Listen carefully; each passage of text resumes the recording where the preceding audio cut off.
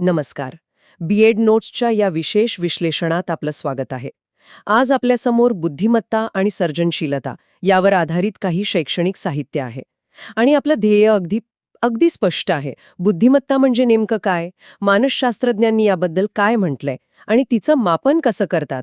या सगळ्या गुंतागुंतीच्या प्रश्नांची सोपी उत्तरं आपण या नोट्समधून शोधणार आहोत. तर मग चला, सुरुवात करूया का?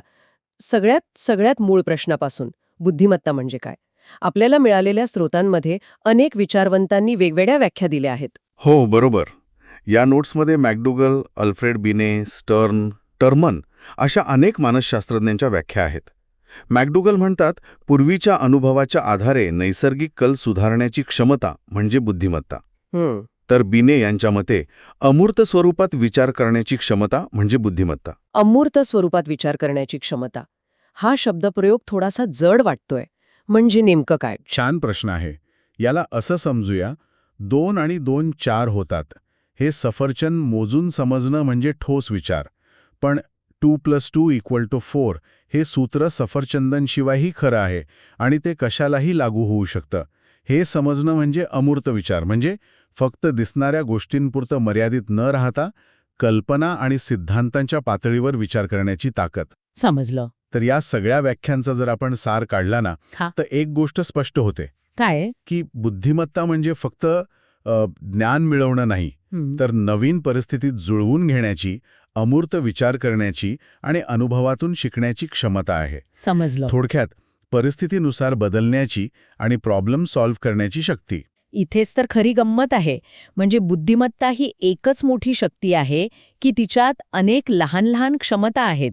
यावर मानसशास्त्रज्ञांमध्ये वेगवेगळे मतप्रवाह दिसतात. या नोट्समध्ये पहिला सिद्धांत येतो स्पियरमनचा द्विघटक सिद्धांत. हो, चार्ल्स स्पियरमॅन. 1904 मध्ये त्यांनी हा सिद्धांत मांडला. त्यांच्या मते प्रत्येक बौद्धिक कामात 2 घटक असतात. एक म्हणजे सामान्य घटक, ज्याला जनरल फॅक्टर किंवा जी फॅक्टर म्हणतात, जी फॅक्टर. आणि दुसरा विशिष्ट घटक म्हणजे स्पेसिफिक फॅक्टर किंवा एस फॅक्टर. म्हणजे हा जी फॅक्टर सगळ्या प्रकारच्या मानसिक कामांसाठी आवश्यक असतो, पण एस फॅक्टर फक्त त्या विशिष्ट कामापुरताच मर्यादित असतो. बरोबर? अगदी बरोबर. जी फॅक्टर म्हणजे तुमची मूळ मानसिक ऊर्जा, जी सगळ्याच कामांना लागते, पण एस फॅक्टर प्रत्येक कामासाठी वेगळा असतो. अच्छा, म्हणजे जी फॅक्टर सगळ्यांमध्ये सारखा असतो, पण वेगवेगळ्या कामांमध्ये प्रत्येकाचा एस फॅक्टर वेगळा असतो. पण याला आव्हान देणारा एक सिद्धांत पण आहे ना या नोट्समध्ये, तो थॉर्नडाईक यांचा बहुघटक सिद्धांत. अगदी बरोबर. थॉर्नडाईक यांना ही जी फॅक्टरची कल्पनाच पटली नाही. हो का? हो. त्यांच्या मते बुद्धिमत्तेमध्ये असा एकच जनरल घटक नसतो, तर अनेक स्वतंत्र घटक असतात. ओके. आणि या उलट थर्स्टन यांनी समूह घटक सिद्धांत मांडला. त्यांनी मधला मार्ग काढला. ते म्हणाले की बुद्धिमत्तेत एकच जी फॅक्टर नाही किंवा असंख्य सुटे घटकही नाहीत, तर काही प्रमुख मानसिक क्षमतांचे गट आहेत. त्यांनी असे 7 गट सांगितले, ज्यात शाब्दिक क्षमता, सांख्यिकीय क्षमता, अवबोधविषयक क्षमता आणि तार्किक क्षमता यांचा समावेश होता. म्हणजे हळूहळू आपण एक बुद्धिमत्ता या कल्पनेपासून दूर जाऊन अनेक क्षमता या कल्पनेकडे येऊ लागलो होतो. बरोबर. आतापर्यंत आपण फक्त बौद्धिक क्षमतेबद्दल बोलत होतो. पण बुद्धिमत्ता फक्त अभ्यासापुरती मर्यादित आहे का? मला वाटतं हॉवर्ड गार्डनर यांना तसं अजिबात वाटत नाही. नाही, अजिबात नाही. त्यांचा बहुविध बुद्धिमत्ता सिद्धांत किंवा थिअरी ऑफ मल्टिपल इंटेलिजन्सेस तो तर सगळा खेळच बदलून टाकतो. हो, त्यांनी बुद्धिमत्तेला एका खोलीतून बाहेर काढून एका मोठ्या मैदानात आणून ठेवलंय असं वाटतं. त्यांनी तर 7 प्रकार सांगितलेत ना. हो, या नोट्समध्ये दिले आहेत ते. आणि हे खूपच इंटरेस्टिंग आहेत. कोणते आहेत ते? पहिला आहे भाषिक बुद्धिमत्ता, म्हणजे लिंग्विस्टिक. दुसरा तार्किक गणितीय बुद्धिमत्ता, लॉजिकल मॅथमॅटिकल. हे तर नेहमीचे झाले. हो, पण तिसरा आहे अवकाश विषयक बुद्धिमत्ता, स्पेशियल इंटेलिजन्स, म्हणजे मनातल्या मनात वस्तूंची रचना करण्याची क्षमता. म्हणजे आर्किटेक्ट किंवा चित्रकार यांच्यासारखी. बरोबर.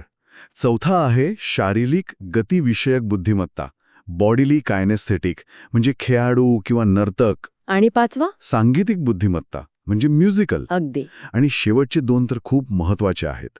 आंतरवैयक्तिक बुद्धिमत्ता, म्हणजे इंटरपर्सनल, दुसऱ्यांना समजून घेण्याची क्षमता. आणि आंतरवैयक्तिक बुद्धिमत्ता, इंट्रापर्सनल, म्हणजे स्वतःला आतून ओळखणं. अगदी बरोबर. याचाच अर्थ असा की एखादी व्यक्ती गणितात चांगली नसेल, पण ती एक उत्तम खेळाडू किंवा संगीतकार असू शकते आणि ती सुद्धा तिची बुद्धिमत्ताच आहे.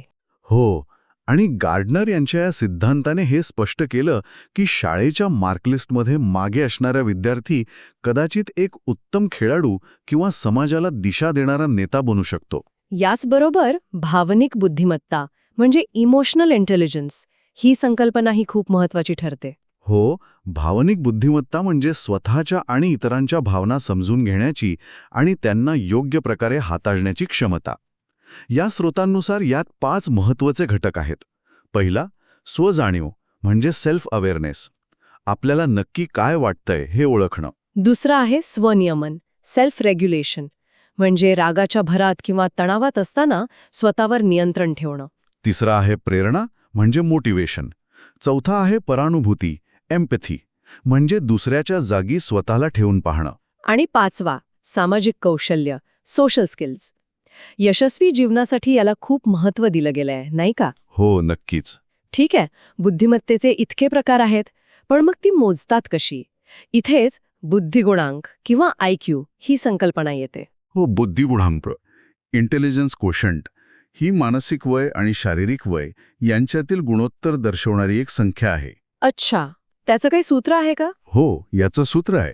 बुद्धिगुणांक म्हणजे IQ बरोबर मानसिक वय भागिले शारीरिक वय गुणिले 100. IQ बरोबर मानसिक वय, शारीरिक वय गुणिले 100. बरोबर. 1 मिनिट, पण हे मानसिक वय ठरवायचं कसं? त्यासाठी विविध कसोट्या वापरल्या जातात. या कसोट्या वैयक्तिक असू शकतात किंवा सामूहिक. आणि यात शाब्दिक आणि अशाब्दिक असेही प्रकार आहेत, नाही का? हो, आणि हा फरक खूप महत्वाचा आहे. समजा भाषेची अडचण असेल किंवा एखादी व्यक्ती निरक्षर असेल तर मग शाब्दिक कसोट्यांचा उपयोग नाही होणार. बरोबर. अशा वेळी अशाब्दिक कसोट्या म्हणजे नॉन व्हर्बल टेस्ट्स अधिक उपयुक्त ठरतात. यात चित्र, आकार यांच्या मदतीने प्रश्न विचारले जातात. आणि शेवटचा पण महत्वाचा प्रश्न, आपली बुद्धिमत्ता कशामुळे ठरते? अनुवंशामुळे की परिस्थितीमुळे? तोच जुना वाद, नेचर वर्सेस नर्चर. खरं तर या नोट्सनुसार यावर दोन्ही घटकांचा परिणाम होतो. दोन्ही? हो, अनुवंश म्हणजे हेरिडिटी बुद्धिमत्तेची क्षमता निश्चित करते, पण त्या क्षमतेचा विकास किती होईल हे बऱ्याच अंशी परिस्थितीवर म्हणजे एन्व्हायरमेंटवर अवलंबून असतं. म्हणजे अनुवंशिकता आपल्याला एक प्रकारे स्टार्टिंग पॉइंट देते अगदी. आणि पोषक वातावरण मिळाल्यास त्या बौद्धिक विकासाला चालना मिळते. तर या सगळ्याचा अर्थ काय? या बीएड नोट्समधून एक गोष्ट तर स्पष्ट होते की बुद्धिमत्ता ही एकाच व्याख्येत न बसणारी बहुआयामी संकल्पना आहे.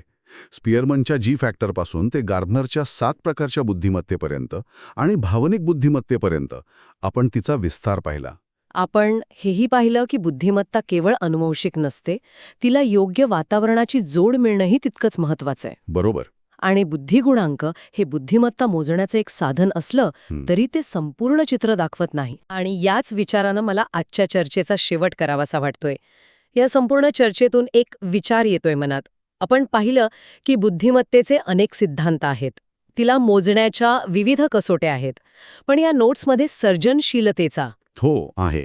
मग विचार करण्यासारखी गोष्ट ही आहे की आपली शिक्षण पद्धती आणि मूल्यमापन पद्धती या विविध प्रकारच्या बुद्धिमत्ता आणि सर्जनशीलतेला खरोखरच वाव देतात का? हा खूप महत्वाचा प्रश्न आहे. की त्या नकळतपणे केवळ तार्किक किंवा भाषिक बुद्धिमत्तेलाच महत्त्व देतात? बाकीच्या क्षमतांचं काय?